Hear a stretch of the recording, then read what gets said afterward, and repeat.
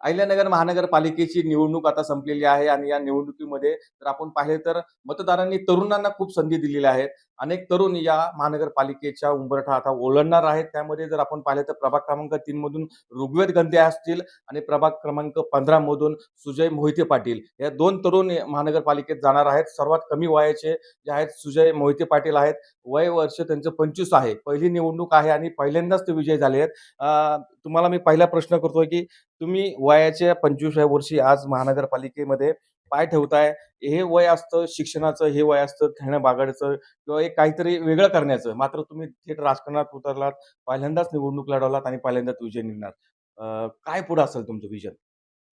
अ, आता व्हिजन जर बोलायला गेलं, तर आमचा प्रभाग क्रमांक 15 मध्ये जर तुम्ही बघितलं, तर गेले काही वर्ष एकदम प्रभाग गेले 10 वर्ष, 15 वर्ष पूर्णपणे प्रभागाचे हाल म्हणजे एकदम हे झाले होते, जे दयनीय अवस्था झाली होती. ते पहिले सर्व ज्या मूलभूत गरजा आहेत आमच्या प्रभाग क्रमांक 15 मधील सर्व मतदार, त्याचप्रमाणे आमच्या सर्व माता-भगिनींच्या, ज्येष्ठांच्या, त्या सोडवण्यासाठी आम्ही पहिले मूलभूत गरजांकडे लक्ष देऊ. स्वच्छ पाणी सातत्याने पूर्ण दाबाने पाणी देण्याचा प्रयत्न करू. त्याचप्रमाणे जिथे ड्रेनेज लाईन आहे तिथे ड्रेनेज लाईन करू आणि संपूर्ण प्रभाग गेल्या 5 वर्षात, येत्या 5 वर्षात कसा पूर्ण प्रभाग काँक्रिटीकरणाचा करता येतोय, याकडे लक्ष देऊ. त्याचप्रमाणे आमच्या ज्येष्ठ माता-भगिनींसाठी एक ज्येष्ठांसाठी कुठेतरी विरंगुळा मैदानासारखे जे मैदान आहेत, अशा अनेक वेगवेगळ्या भागात प्रभागातील करण्याचे, ज्येष्ठांसाठी त्यांच्या विरंगुळ्यासाठी ठिकाणे सुशोभित करू. अशा अनेक एक ना अनेक कामं आहेत, जे आम्हाला हाती घ्यायची तिथून पुढे. आपण जर पाहिलं तर 25 वय म्हणजे कसं असं मित्रांबरोबर फिरायला जाणे, शिक्षण करणे, घरच्यांसोबत फिरणे आणि तुम्ही आता राजकारणात उतरलात. आता काल आज मोठी जबाबदारी तुमच्यावर. तुम्हाला असं काहीतरी आजपासून वेगळं काय वाटतंय? तुम्ही आता फिरताय, सत्कार होतोय. नाही सर, एक गेले म्हणजे मी माझ्या वयाच्या 18व्या वर्षापासून समाजकारणात पूर्णपणे सक्रिय आहे. मला पहिल्यापासूनच जनसंपर्कात राहण्याची आवड आहे. लोकांमध्ये जाणे, लोकांचे कामं सोडवणे, कोणाचे काही प्रश्न असतील ते ऐकणे, ती समस्या, ते प्रयत्न सोडवणे, त्याला पूर्णत्वास नेण्याकडे त्याच्यासाठी पूर्ण प्रयत्न करणे, ही माझी लहानपणापासून आवड आहे. आणि हे तुम्ही जे सांगितलं मित्रांसोबत फिरणे वगैरे, सर्व माझे मित्रपरिवार आणि त्यांनाच माझा हा विजय समर्पित आहे. त्यांनी मला जे खांद्याला खांदा लावून माझं निवडणुकीच्या शेवटच्या क्षणापर्यंत निवडणूक त्यांनी सर्वांनी हाती घेतली होती. मी जिथे पोहोचू शकलो नाही तिथं माझा मित्रपरिवार, माझे नातेवाईक, त्याचप्रमाणे माझे सर्व ज्येष्ठ, माझे सहकारी सर्व पोहोचले आणि त्यांच्यामुळे ही निवडणूक मला विजयी होणं शक्य झालं. आणि आता तुम्ही जसं सांगितलं हे सगळं सत्कार वगैरे, हे सर्व असलेलं माझ्यावर, माझ्या मित्रपरिवारावर, आमच्या सगळ्या पक्षश्रेष्ठींवर असलेलं प्रेम आहे. आणि हे सगळ्या प्रेमाला कारण आहेत आपल्या शहराचे आमदार संग्रामभाई जगताप साहेब, नामदार राधाकृष्ण विखे पाटील साहेब आणि सूर्यदादा विखे पाटील साहेब आणि जिल्हाध्यक्ष अनिलजी मोहिते साहेब, यांच्या सगळ्यांच्या मार्गदर्शनाखाली, यांच्या नेतृत्वामध्ये मी ही निवडणुकीला सामोरे गेलो. आणि अतिशय अशा म्हणजे जे बोलतो आपण काटेकी टक्कर असलेली निवडणूक, एक शेवटच्या क्षणापर्यंत ज्या सर्व नागरिकांचं लक्ष ज्या निवडणुकीकडे 17 प्रभागांमध्ये एका प्रभागाच्या लक्षवेधी अशी निवडणूक ठरली. त्यात यश मिळाले. हे सर्व आमच्या मी सगळ्यांची नावं घेतले. हे सर्वच या विजयाचे शिल्पकार आहेत. आपण जर पाहिलं तर या प्रभागामध्ये आपली जी टक्कर होती, शिवसेनेचे जिल्हाप्रमुख आपल्यासमोर होते. एक मातब्बर नेते होते, ज्येष्ठ नगरसेवक होते, एका पक्षाचे प्रमुख होते. त्यांची जी आता पराभव झालाय, मतदारांनी तो पराभव केलाय. यानंतर विजयानंतर कसा जल्लोष होता? कशी प्रतिक्रिया होत्या लोकांची? पराभव म्हणण्यापेक्षा शेवटी लोकशाही आहे. निवडणूक ही निवडणूक प्रक्रियेने होत असते. ते माझ्यासाठी काल पण वडीलधारे होते, आज पण वडीलधारे आहेत. माझ्या चुलत्या समान आहेत ते. आणि निवडणूक 10-15 दिवसाची असते. त्यामुळं निवडणुकीनंतर सर्व मतभेद विसरून आपण अ, जे आपलं घरोपा असतो, जो सगळा आपला एक बोलतो आपण आपले बांधिलकी जपणं असतं, ते धरून मी पुढे जातो आणि त्यांना नक्कीच एक मार्गदर्शक आहेत माझे. हार-जीत चालू असते. मला जनतेने कौल दिला. माझ्या माय-बाप जनतेचं मी आयुष्यभर ऋणी राहील. आणि तुम्ही जसं सांगितलं, की ही जी आता घौडदौड सुरू झाली आहे विजयाची, ही नक्कीच शेवटपर्यंत अशीच कायम राहील. पुढच्या पंचवार्षिकला प्रभाग हा पूर्णपणे सुजलम-सुफलम करून येत्या निवडणुकीला मी सामोरे जाईल. निश्चित आपण पाहिलं त्यानंतर आपल्याबरोबर आहेत ऋग्वेद गंधे. हे सुद्धा प्रभाग क्रमांक 3 मधून निवडून आलेले आहेत. उच्च शिक्षित आहात, तुम्ही शिक्षण घेत आहात आणि तुम्ही आता अचानक 15 दिवसापूर्वी राजकारणात पडलात. 15 दिवसात प्रचार झाला आणि 16व्या दिवशी मी आज नगरसेवक झालाय. आज तुमची काय मनस्थिती आहे? तुम्हाला काय वाटतं? नमस्कार. सर्वप्रथम मला सांगायला आवडेल, की ठीक आहे, आज जरी मी एक चेहरा म्हणून दिसत असलो, तरी मागचे काही वर्ष म्हणजे आमचे वडील नगरसेवक असताना, आमची आजी नगरसेवक होती. अगदी याच्यापूर्वी आमचे काका मिलिंदजी गंधे ते नगरसेवक असताना मी अगदी लहान होतो. म्हणजे अगदी 2री-4थी पासून असताना मी कुठं ना कुठेतरी तो खारीचा छोटासा वाटा उचलून प्रचारात सक्रिय. तेव्हा तर काही कळत नव्हतं किंवा बऱ्याचशा गोष्टी नवीन होत्या.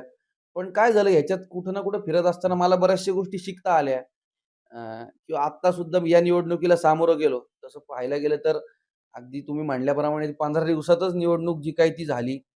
पण हे सगळं करत असताना या सगळ्या लोकांनी कायम केलेलं काम किंवा अपक्ष संघटनेतले नेतृत्व असतील, अगदी ज्यांच्या नेतृत्वात आपण या निवडणुकीला सामोरं गेलो, असे अहिल्यानगरचे पालकमंत्री राधाकृष्ण विखे पाटील साहेब, शहराचे आमदार संग्राम भैया जगताप, माजी खासदार सुजयदादा विखे आणि आमचे अध्यक्ष अनिलजी मोहिते साहेब. या सगळ्यांनी माझ्यावर जो विश्वास टाकला, अगदी मला निवडणुकीदरम्यान आलेल्या छोट्या-मोठ्या अडी-अडचणीत ते माझ्या पाठीशी खंबीरपणे उभे राहिले आणि शेवटच्या थेट जनतेपर्यंत आम्ही साधलेला संवाद किंवा झालेला संपर्क म्हणजे अगदी पहिल्या दिवशीपासून निवडणुकीच्या आमच्यात 4ही आम्ही उमेदवार होतो. 2 राष्ट्रवादी काँग्रेस पार्टीचे आणि 2 भारतीय जनता पार्टीचे. मग आम्ही फिरत असताना प्रत्येक गोष्ट सामंजस्याने सगळ्यांना सोबत घेऊन केली. जे प्रलंबित काही प्रश्न आहेत छोटे-मोठे, ते 100% आम्ही सगळे मिळून सोडवण्याचा प्रयत्न करू आणि ते सोडवणार. याच्या व्यतिरिक्त जो अहिल्यानगर शहराचा एक केंद्रस्थान आपण ज्याला म्हणतो, अशा 2 गोष्टी म्हणजे आमचा सावेडीचा जॉगिंग ट्रॅक आणि प्रोफेसर कॉलनी चौक. पद्धतीने त्याच्या शेजारीच एक नाट्यगृहाचं एक मोठ्या प्रमाणावर आता म्हणजे पूर्णत्वास आलंय. पण तो एक कुठं ना कुठेतरी शहराच्या नावलौकिकात त्याचा फरक पडेल. दुसरं म्हणजे सगळ्यात महत्त्वाचं शहरात असणारा जॉगिंग ट्रॅक. आणि आम्हाला तो पुणे बालेवाडी येथे किंवा सणस क्रीडांगण येथे जो सिंथेटिक ट्रॅक आहे, तो आम्हाला तिथं एक करायचा आहे. आमचे सगळ्यात महत्त्वाचा तो एक अजेंडा आहे. तर याच्यात अजून एक मला सांगायला आवडेल, मी स्वतः वकिलीचं शिक्षण घेतलेलं आहे. मी LLM आहे, मी MBA आहे. अजून विविध म्हणजे शिक्षण मी घेतलेलं आहे. तर मग आम्हाला आमची एक संकल्पना आहे. मी अगदी पुण्यात फर्ग्युसनला होतो, तेव्हा आम्ही तो फ्री लीगल एड कॅम्प एक राबवायचो. आता काय होतं, कोर्ट म्हणले की सामान्य माणसाच्या अंगावर काटा येतो. मग हा कुठं ना कुठेतरी कारण ते खर्चिक प्रक्रिया आहे किंवा वेळखाऊ प्रक्रिया आहे. तर माझं किंवा आमचे सहकारी जे असतील, आता यांना सगळ्यांना आम्ही सोबत घेऊन किंवा जो मी घेतलेल्या शिक्षणाचा फायदा कुठेतरी प्रभागातील किंवा शहरातील लोकांना व्हावा, यासाठी आम्ही तो फ्री लीगल एड कॅम्प जो असतो, म्हणजे कायदेशीर सल्ला देणं मोफत आणि त्याच्यासाठी त्यांना जे जे सहकार्य करता येईल ते करणं, हा एक उपक्रम आमच्या घ्यायचं डोक्यात आहे. तरुणांसाठी तुम्ही दोघं काय करता? प्रथमतः माझ्या प्रभागात तरुणांसाठी जे मी अनेक प्रसारमाध्यमातून सांगितलं, की आमच्या इथे तरुणांना कमतरता ह्या गोष्टीची आहे. जसं जे पोलीस भरती, आर्मी भरती करणारे तरुणांसाठी ग्राउंडची उपलब्ध करणे, त्याचप्रमाणे अभ्यासिका, वाचनालय ह्या गोष्टी एक मोफत अभ्यासिका आणि मोफत वाचनालय तरुणांसाठी आमच्या प्रभागातील विविध भागात खूप गरजेचं आहे. जेणेकरून विद्यार्थ्यांचा जो अनाठायी होणारा खर्च आहे, तो वाचेल आणि विद्यार्थ्यांना अभ्यासासाठी वगैरे एक जागा उपलब्ध होईल. ह्या गोष्टी आम्ही प्रथमतः तरुणांसाठी करू. आपण कुठलंही शहर आपण जेव्हा जातो, पुण्याला जातो, आपण मुंबईला जातो किंवा संभाजीनगरला जातो. हे शहरच मोठे झालेले दिसतात, पण हे शहर मोठे होत असताना कुठं ना कुठेतरी MIDC जो भाग आहे, हा भाग मोठा झाला. तिथे नवीन उद्योग आले. नवीन लोकांना रोजगार मिळाला. तेव्हा ते शहरं वाढले. आपण अहिल्यानगरचं जरी आपण पाहायला गेलं, तर शहर बऱ्यापैकी चांगलं आहे. पण अशा बऱ्याचशा गोष्टी आहेत, की ज्यांची उपलब्धता काही आपल्या शहरात नाहीये.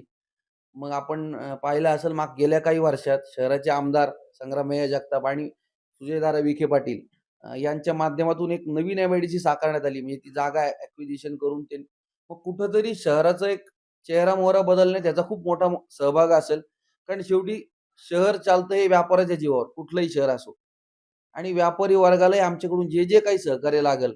मी आता आपण जर पाहायला गेलं तर पुण्यात बऱ्याचशा ठिकाणी AIच्या माध्यमातून काही गोष्टी केल्या जातात. AI तंत्रज्ञान वापरून म्हणजे अगदी ते CCTV कॅमेरा तर त्यातला एक भाग आहेच आहे. किंवा रोड सिग्नल, ट्रॅफिक सिग्नल या गोष्टीवर कुठं ना कुठेतरी ज्यांना जे त्या क्षेत्रातले तज्ञ लोक आहेत, त्यांचं मार्गदर्शन घेऊन त्यांचा अभ्यास करून आम्ही एक प्रयत्न करू. निश्चितच आपण पाहिलं की तरुण आहेत आणि वेगळं काय करण्याची मनीषा घेऊन ते ह्या महानगरपालिकेत पाऊल ठेवणार आहेत आणि नगर शहराचा असेल, आपल्या प्रभागाचा चेहरा-मोहरा बदलण्यासाठी निश्चित ते मोठे योगदान देणार असल्याचं त्यांनी यावेळी आपल्याला सांगितलं. साम टीव्हीसाठी सुशील थोरात, अहिल्यानगर. देश विदेशातील प्रत्येक घडामोडींचे लाईव्ह अपडेट मिळवण्यासाठी आता साम टीव्हीच्या सर्व सोशल मीडिया प्लॅटफॉर्मला लाईक, फॉलो आणि सबस्क्राईब करा. तसंच सर्व नोटिफिकेशनसाठी बेल आयकॉन प्रेस करायला विसरू नका.